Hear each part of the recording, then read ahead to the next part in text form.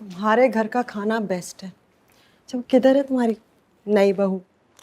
वहीं भाई अपने कमरे में सारा वक्त सना के साथ लगी रहती है। ना घर की फिक्र है ना घर के कामों की, बस अपनी धुन में मगन रहती है।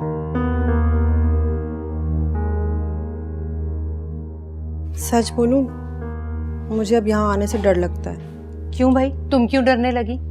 ये मेरा घर है, तुम्हारी बहन का घर। अस्सलाम वालेकुम। अस्सलाम वालेकुम। जल्दी आ गए आज आप? इफ्रा कहाँ?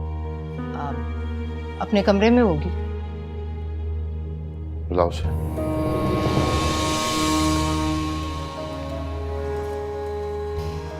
क्या कहना है आपने उसे? जो भी कहना है मुझे बताएं। मैं तो कहती हूँ 2-4 दिन के लिए उसे उसके माँ बाप के घर भिजवा दीजिए। सना को मैं संभाल लूंगी और तलाक का डरावा दीजिए उसे। क्या हो गया तुम्हें? जो मुंह में आया कहीं चली जाती हो। बुलाओ उसे। जी अच्छा, बुलाती हूँ। यहाँ पर उनसे भेजो मेरे पास। जी। इतना गुस्सा किस बात का? इफ्रा की बदतमीजी पर। इस कदर हंगामा किया उस लड़की ने कि हमारे दादा की जायदाद में से बाप का हिस्सा क्यों नहीं। बात यहाँ तक पहुँच गई है। उसकी जुर्रत कैसे हुई? बहुत चालाक लड़की है ये। यहाँ तक कि मेरे राशिद को भी आगे लगा लिया उसने। तो तुम दोनों को क्या हो गया है? वो आधे छटांग की लड़की के सामने क्यों भीगी बिल्लियां बन गए हो? सना की वजह से बर्दाश्त कर रहे हैं मैं और मेरा बेटा उसे। साहब जाकर पूछो तो सही, क्यों बुला रहे हैं?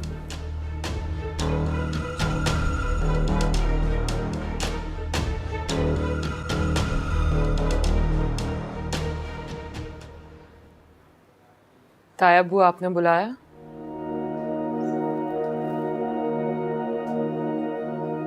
हाँ।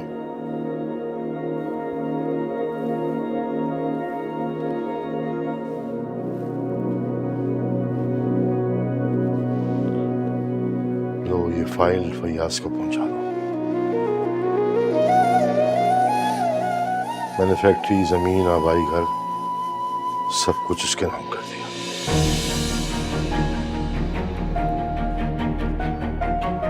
पिछले 24 साल से जो धोखे से अपने नाम किया था वो, और जो बाकी रह गया वो, ये सब करके अपने गुनाहों की तलाफी करने की कोशिश की है। ताया वो एक मिनट, मेरी बात पूरी नहीं हुई बेटा। अभी बाप के जाने के बाद घर में बड़ा था मैं, बाइख्तियार था, अक्ल कुल समझ बैठा था खुद को। लेकिन यह एहसास नहीं हुआ कि बड़े होने की जिम्मेदारियां भी बड़ी होती हैं। छोटे भाई का हक मारते हुए जरा भी एहसास नहीं हुआ कि जिंदगी हमेशा की नहीं है।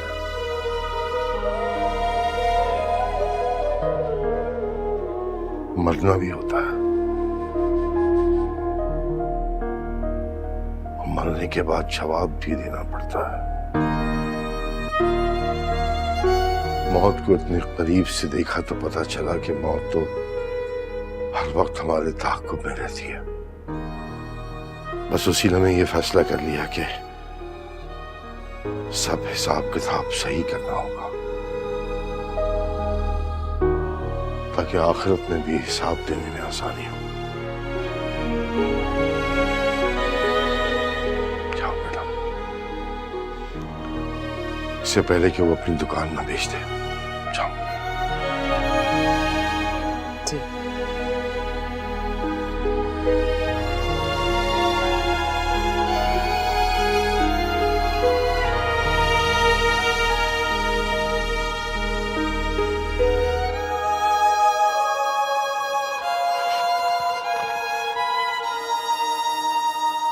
क्या है तुम्हारे हाथ में? ये फाइल कहाँ लेकर जा रही हो? कहीं फिर तो ये फाइल चोरी करने का इरादा नहीं है? इसका जवाब तो आपको ताया अब्बू देंगे। फिलहाल तो मैं अपने घर जा रही हूँ ताकि हकदार को उसका हक दे सकूं।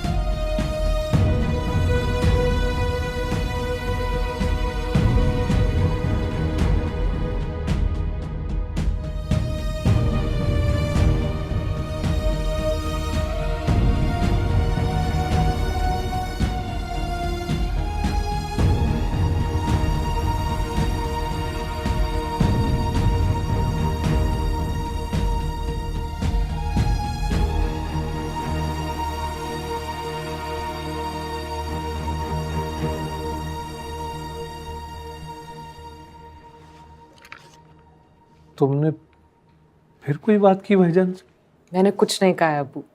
ताया अबू का ज़मीर जाग गया। अबू मैंने तो सिर्फ आवाज़ बुलंद की थी, और आवाज़ तो देनी पड़ती है ना, चाहे वो ज़मीर ही क्यों ना हो। इफ़रा, बेटा क्या करती फिर रही हो? मैंने कुछ नहीं किया अम्मी। मैंने तो सिर्फ उन्हें एहसास दिलाया कि किसी का हक मार लेना कितना बड़ा गुनाह है। बेटा, जिन लोगों को तुमने एहसास दिलाया ना, वो इस बात को इतनी आसानी से फरामोश नहीं करेंगे।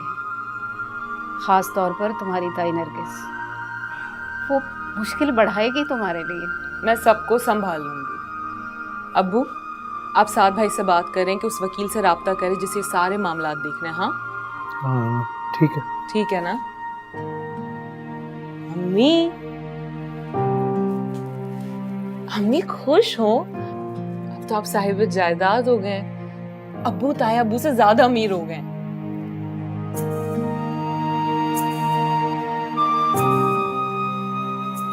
मेरा बच्चा, मुझे और तुम्हारे अब्बू को तुम्हारी खुशी ज्यादा अजीज है। पता नहीं क्यों मुझे लगता है कि तुम्हारी इस हरकत के बाद तुम उस घर में खुश नहीं रह पाओगे। मुझे खुश रहना आता है।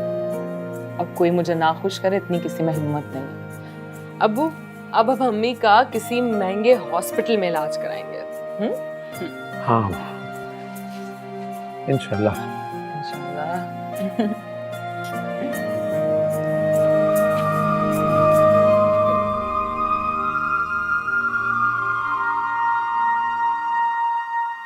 गजब खुदा का, आपने सब कुछ अपने भाई के नाम कर दिया, अपने उस आवारा और बदमाश भाई के नाम, जिसने हमारे खानदान की इज्जत को मिट्टी में रोल दिया, जिसने अम्मा जान और अब्बा जान को आंसुओं से रुलाया। आपने सारी जायदाद उसके नाम ही कर दी। एक मिनट अम्मा, मुझे बात करने जरा। क्या कर दिया ये आपने? कुछ तो सोचा होता। चलो मैं तो था ही बुरा, निकम्मा निकट्टू, जब आज का सोच लेते, कुछ तो छोड़ते हमारे लिए। औलाद की मोहब्बत ने मुझसे हक और सच की पहचान छीन ली थी। तुम लोग क्या चाहते हो? बाकी की जिंदगी भी इसी गफलत में गुजार देता मैं? लो और सुन लो, ऐसा क्या किया आपने जो इतना शर्मिंदा हो रहे हैं? सारी जायदाद उन चवलों के नाम कर दी जो इस काबिल भी नहीं है, चवल कहीं के। तुम क्या इनको बोल रहे हो? सारा कसूर तो तुम्हारी बीवी का है। नाज़रा, मैं बहुत ख्याल करता हूं तुम्हारा, कोई बदलिहाजी नहीं करना चाहता तुमसे। मेरे घर के मामले में बोलने की जरूरत नहीं है, समझी? किस तरह मुख्तार भाई, मैं यहाँ तेरे घर बेइज्जत होने नहीं आती हूँ, वो भी उस लड़की की वजह से। अल्लाह हाफिज। मैं अरे नादरा, मुझे मेरे घर मिलना नहीं, मैं नहीं बर्दाश्त करूंगी। इनको अपनी पड़ गई है। मुख्तार, उस चुड़ैल ने आपको आखिर क्या सुंघा दिया है कि आप सबके खिलाफ हो गए? आगाही और शऊर से बड़ा जादू कोई नहीं होता ना।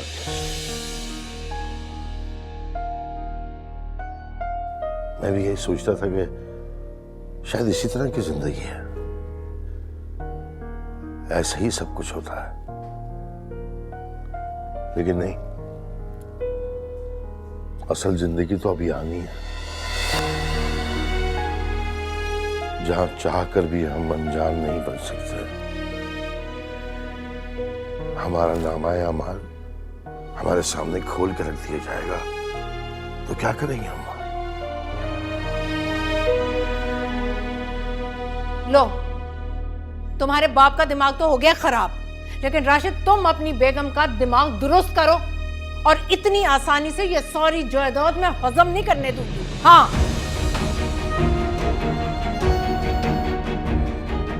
अब्बा, इधर की जिंदगी भी गुजारनी होती है, सिर्फ अगली की फिक्र नहीं करते। छोड़ूंगा नहीं अपनी बीवी को, तो मैं देख लेता हूं उसको भी।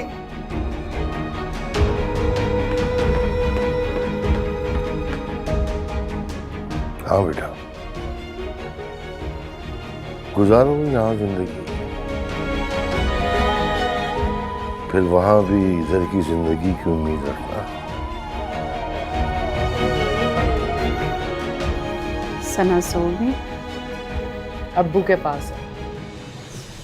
बेटा बस करो, तुम अपने घर चली जाओ, बहुत देर हो गई है। आप क्यों फिक्र कर रहे हैं? तायाबू ने भेजा है मुझे। जानती हूँ, फिर भी बेटा अपने घर को, अपने शौहर को वक्त देना चाहिए। देती हूँ वक्त। आप क्यों परेशान हो? जानती हूँ, तुम्हारे लहजे में जो ये तलखी है सब राज खोल देती है। राशिद को कबूल नहीं किया तुमने अब तक, क्यों?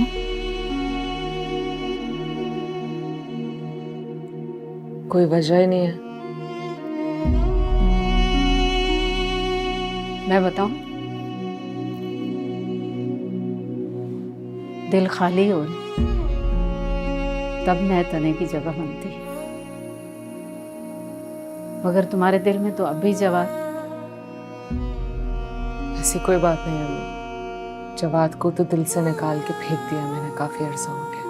तो फिर राशिद के लिए जगह क्यों नहीं बना पा रही हो? क्योंकि हर शख्स इस काबिल नहीं होता कि आप उसे अपने दिल में जगह दें। शौहर काबिल हो ना हो, उसे जगह देनी पड़ती है। अगर बीवी ऐसा नहीं करती तो बददयानती करती है।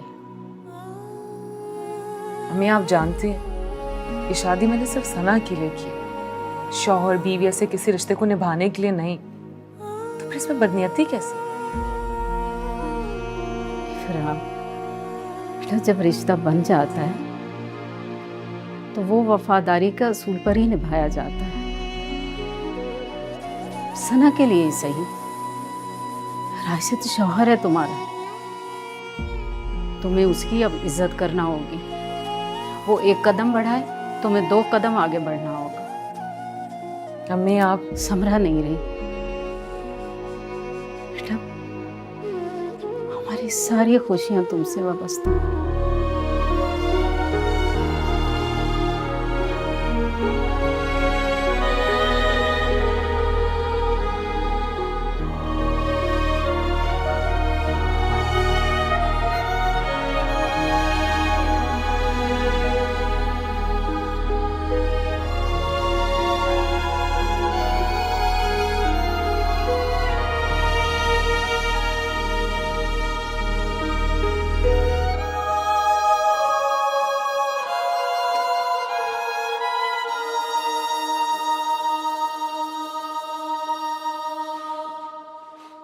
आ गई अपने आवारा बाप को करोड़पति बनाकर। अब भी आप मेरे बाप को बातें सुना रही हैं। मुझे तो लगा कि शर्मिंदगी के बायस आपके पास अल्फाज ही नहीं होंगे, नदामत आपको गुंगा कर देगी, लेकिन नहीं। जिनके नसीब में हिदायत नहीं लिखी होती उन्हें नहीं मिलती। बड़ी बड़ी बातें कर रही हो तुम, मगर ये मत भूलो तुम आज भी राशिद की बीवी हो। वो तुमसे सना को छीन कर तुम्हें घर से बाहर धकेल सकता है, और अगर ऐसा हो गया तो तुम्हारी बीमार लाचार दिल की मरीजा माँ सहार नहीं सकेगी। हारा हुआ इंसान कुछ भी सोचता है, कुछ भी बोलता है। अभी आप यही कर रहे हैं।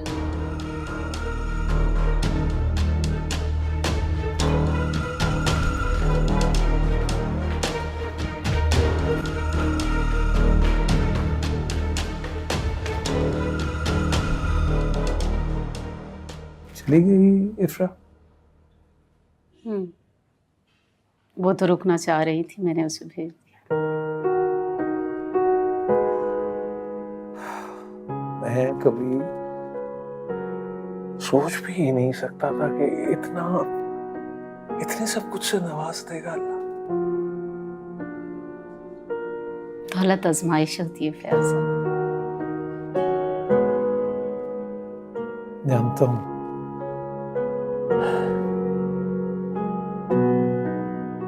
इतने बरस तुम्हारे साथ रहकर अब तुम्हारी नेकी और भलाई के रंग में रंग कर अच्छा बुरे की तमीज आ गई मुझे।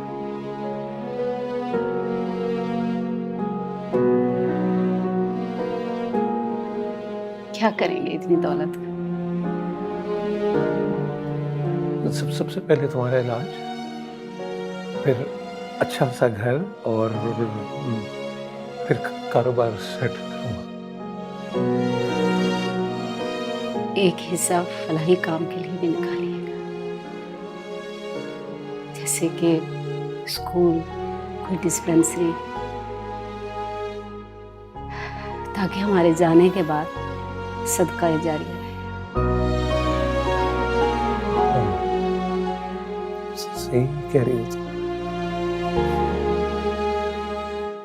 नाफिया, आज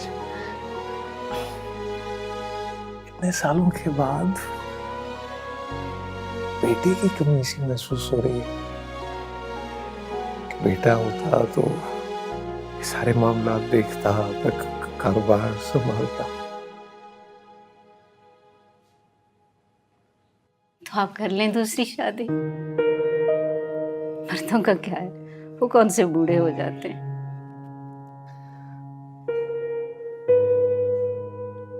मैं जवान भी तुम्हारे लिए था और बूढ़ा भी तुम्हारे लिए। फिर तुम मेरी बीवी नहीं हो,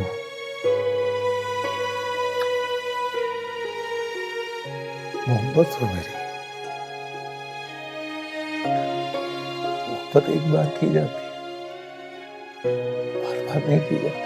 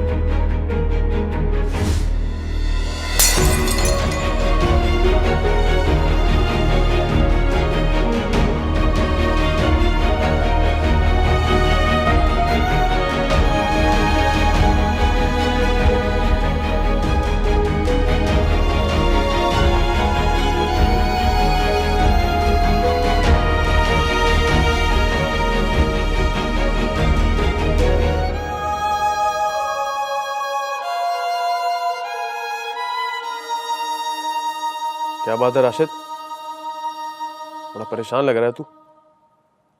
अबे क्या बात है, भाभी से डांट पड़ी है क्या?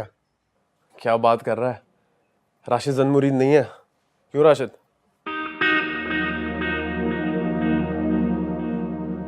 मुझे लगता है शायद इसे कारोबार की फिक्र है। क्या हो गया, कारोबार की क्यों फिक्र होगी? इसके पास इतना नोट है, इसकी 7 नस्लें आराम से घर पे बैठ के खाएंगी। 7 नस्लों की कमाई तो कहीं और मुंतकिल हो गई है। अबे क्या हो गया?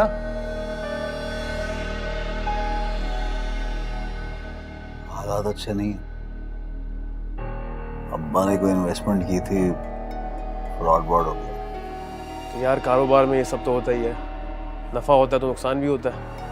तो परेशान क्यों होता? छोड़ ना ना, असल बात कुछ और है मेरे दोस्त। देख, मुझे लगता है कि हमारी नई भाभी ने हमारे दोस्त को लिफ्ट नहीं कराई। और तू खुद देख, अगर भाभी इसको लिफ्ट करा रही होती तो ये भी घर बैठा होता। हमारे पास क्या कर रहा है? नहीं नहीं, राशिद मर्द का बच्चा है, मैं मान ही नहीं सकता इसे घर पर लिफ्ट नहीं मिल रही हो। और अगर भाभी ने ऐसा किया भी है ना, तो तू फिक्र मत कर। ये दूसरी बीवियों की आदत होती है बिला वजह के नखरे दिखाने की। इसका तोड़ भी है तेरे भाई के पास। अबे वो क्या? अबे परियों की कमी थोड़ी है इस शहर में।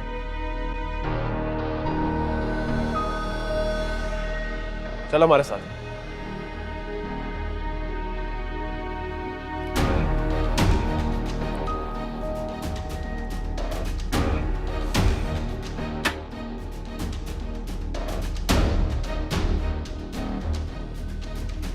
चलो।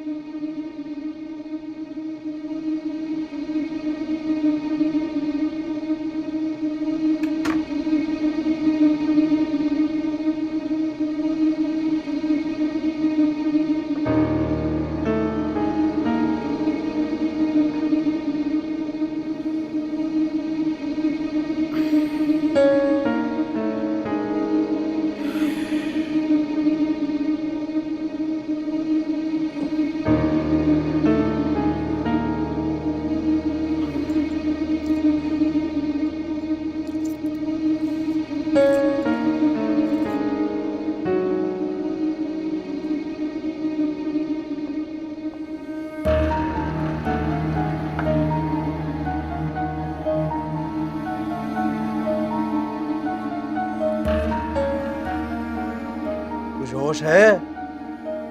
हाँ, बड़ी पारसा बनी फिर रही हो। हाँ, कुछ मेरा भी ख्याल है या नहीं? इधर तो देखो। शौहर हूँ तुम्हारी, शादी हुई है हमारी, निकाह किया है। हाँ, एक फोन नहीं किया पूरे दिन में, ना ही पूरी रात में। क्यों क्यों? तुम नशा करके आए हो? बकवास! मैं जो पूछ रहा हूं उसका जवाब दो। निकलो, निकलो मेरे कमरे से, बाहर निकल। मैं कहती हूँ बाहर निकलो।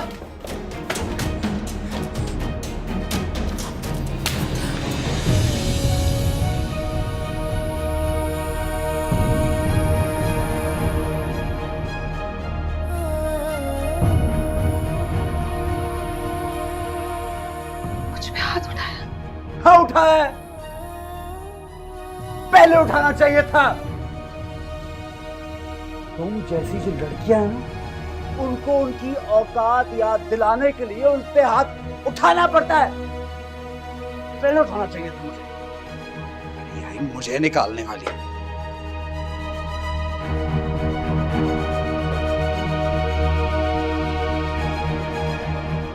पहले मुझे लगता था कि तुम बदज़बान हो, अगर आज मुझे पता चल गया तुम तो बदकिरदार भी हो। मैं जा रही हूं यहां से। इस बच्ची को मैं तुम्हारे ज़ेरे साया परवान नहीं चढ़ने दूंगी। खबरदार जो मेरी बच्ची को हाथ लगाया।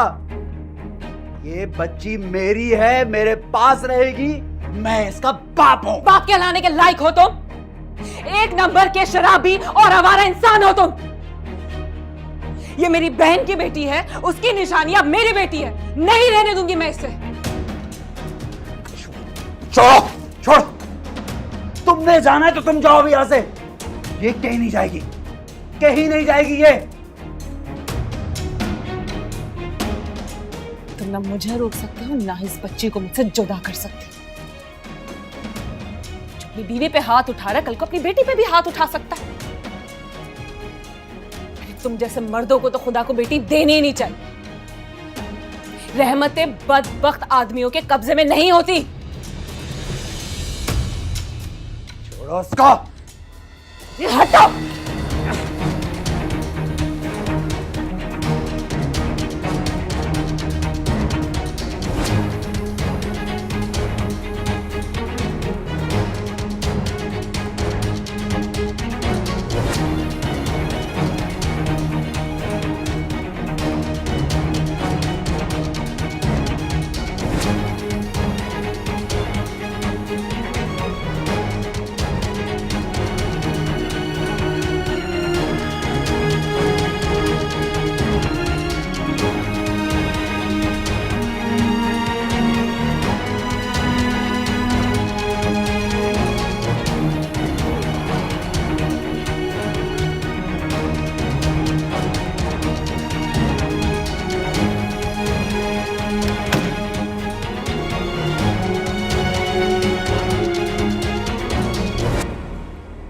इफ्रा,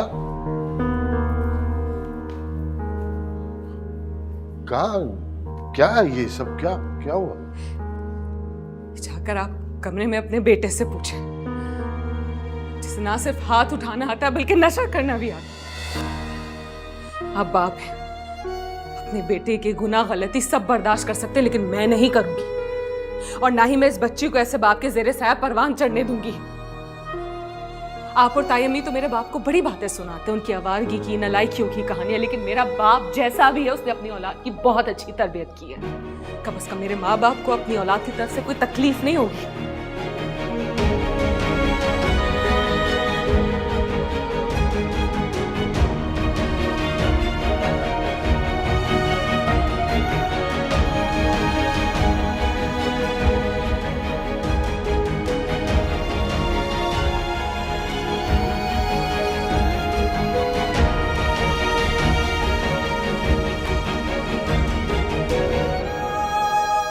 राशिद,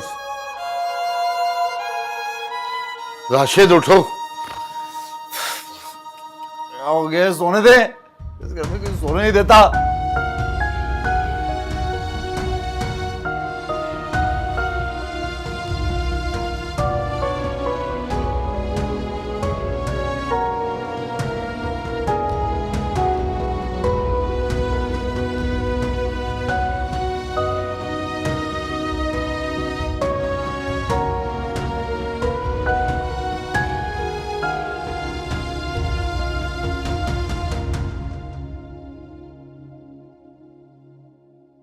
आ जाओ चल के आ जाओ।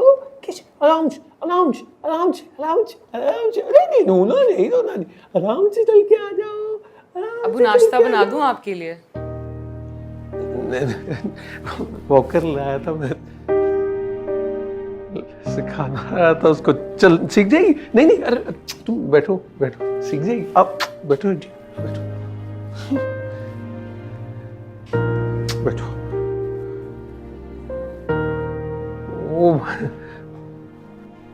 वो तुम सुबह सुबह अचानक आ गई तो मेरी तो भूखी उड़ गई।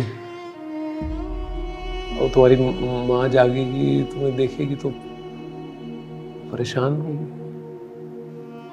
मैं वहां नहीं रह सकती थी अब, वहां रहना मेरी तस्दीक थी। राशिद ने मुझ पे हाथ उठाया, होश में नहीं था।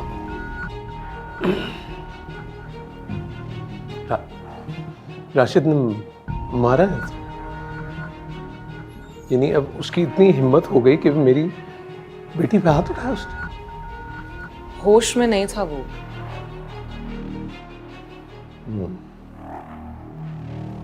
इतना बिगड़ चुका है वो।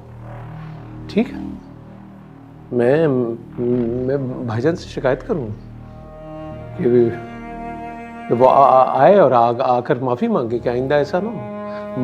भाईजान गारंटी दे उसकी, मैं तब तक जाने नहीं दूंगा तुम्हें यहाँ से। राशिद ऐसे ही है अबू, वो कभी नहीं बदलेगा। इफ्रा, बेटी मैं पूछना चाह रहा था कि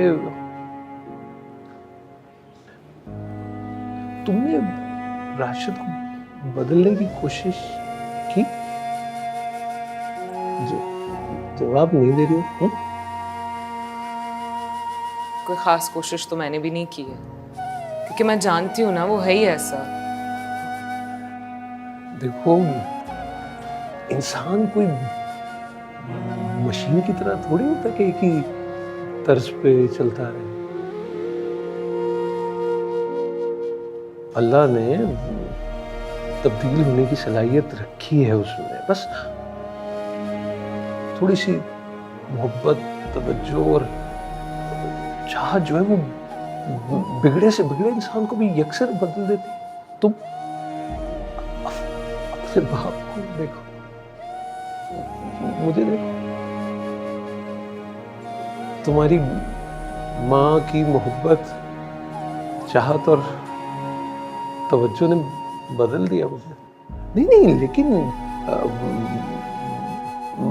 हम दोनों तुम पे कोई प्रेशर नहीं डालेंगे।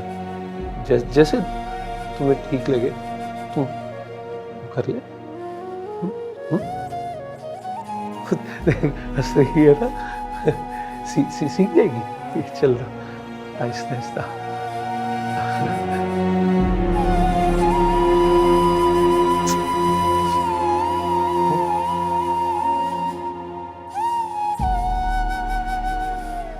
नाश्ता कर लेते हैं। मैं देखता हूँ सना को।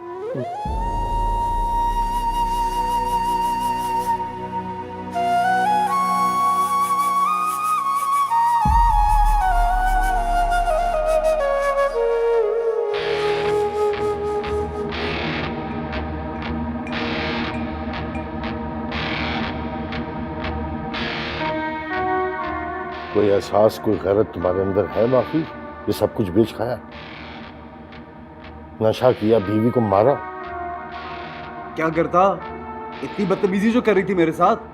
और तुम नशा करके उसके सामने तमीज का मुजाहरा कर रहे थे। हाँ, आपको पता नहीं है मुख्तार साहब कितनी बदजुबान और बदतमीज है ये इफ्रा। और तुम्हारा बेटा आवारा बदकिरदार, जिस दौलत रुपए पैसे का खुमार था ना तुम पर, जिस समरा को बेइज्जत कर दिया करता था, वो अब अपने सर से उतार दो। वो दौलत रुपया पैसा अब रहा नहीं है, न तुम्हारे पास न मेरे पास। सब तुम्हारे चाचा फैयाज के पास चला गया। अब ऐसा ना हो कि उसका खुमार फैयाज को फिरौन बना दे और तुम बीवी के साथ साथ बेटी को भी खो दो। ऐसी की तैसी उनकी बेटी मुझसे कोई नहीं ले सकता। तुम जैसे आवारा बाप के हक में तो अदालत भी फैसला नहीं सुनाती। अब सना को लाना चाहते हो तो जाओ अपने चाचा के पास, माफी मांगो, फिर गिराओ। शायद उसे तरस आ जाए और वो कोई सख्त फैसला ना करे। अरे आप क्यों झुकाना चाहते हैं उस फयाज और उसकी बेटी के सामने मेरे बच्चे को? ताकि इसका घर बसा रहे और उसकी बेटी इससे जुदा ना हो। जाओ, जाके माफी मांगो उससे। जाओ, खड़े हो, क्या सुन नहीं रहे मेरी बात?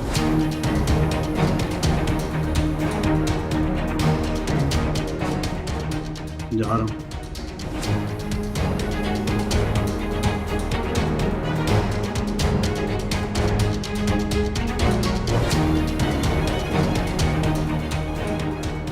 क्या देख रही हो मुझे? जाओ समझाओ उसको।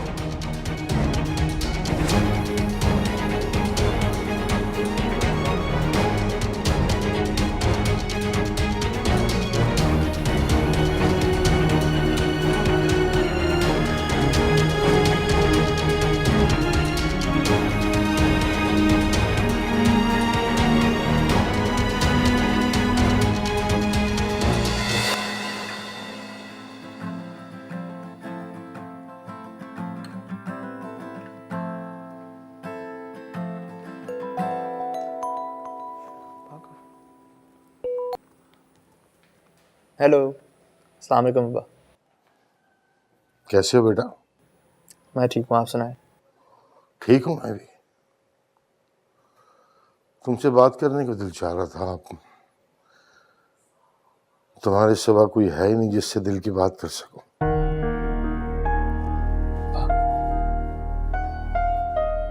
खैरियत तो है ना? हाँ, सब खैरियत है।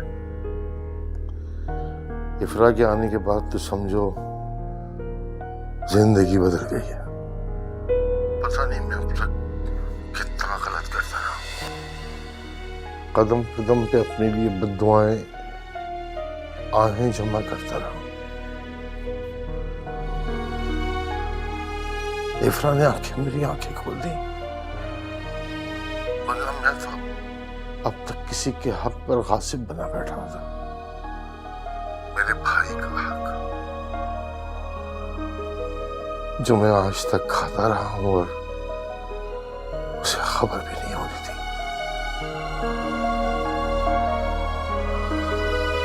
उसकी सादगी देखो, उसने मुझसे कोई सवाल तक नहीं पूछा। मेरी हर बात पे उसका सर झुका रहा। आज जब अपना चेहरा नजर आया है तो मेरा सर शर्म से झुक गया। गिर गया अपनी नजरों के अंदर। शर्मिंदा हो गया अपने भाई के सामने।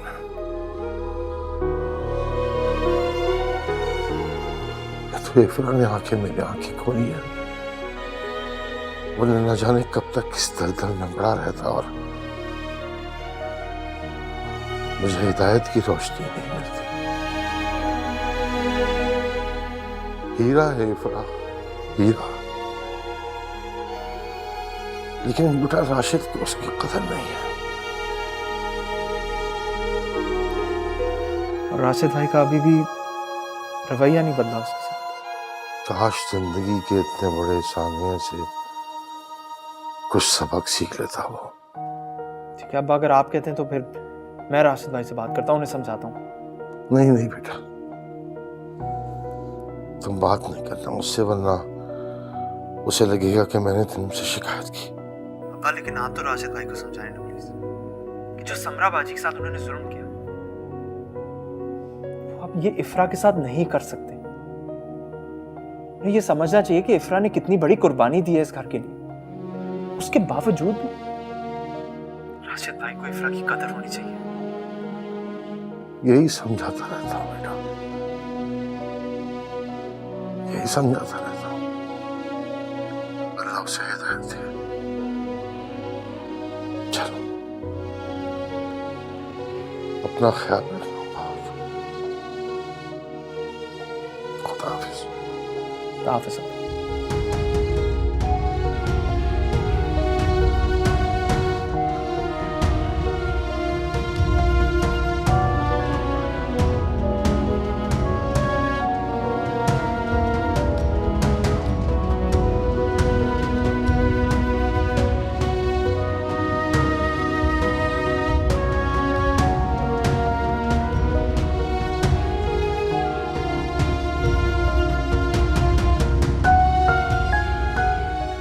हीरा है इफ्रा, हीरा, लेकिन बेटा राशिद को उसकी कदर नहीं है। मैंने बहुत बड़ी ज्यादती कर दी इफ्रा तुम्हारे साथ। कि मैं क्यों भूल गया कि राशिद भाई कभी भी नहीं सुधरेंगे। मैं तुम्हें अंधेरे में क्यों धकेल दिया।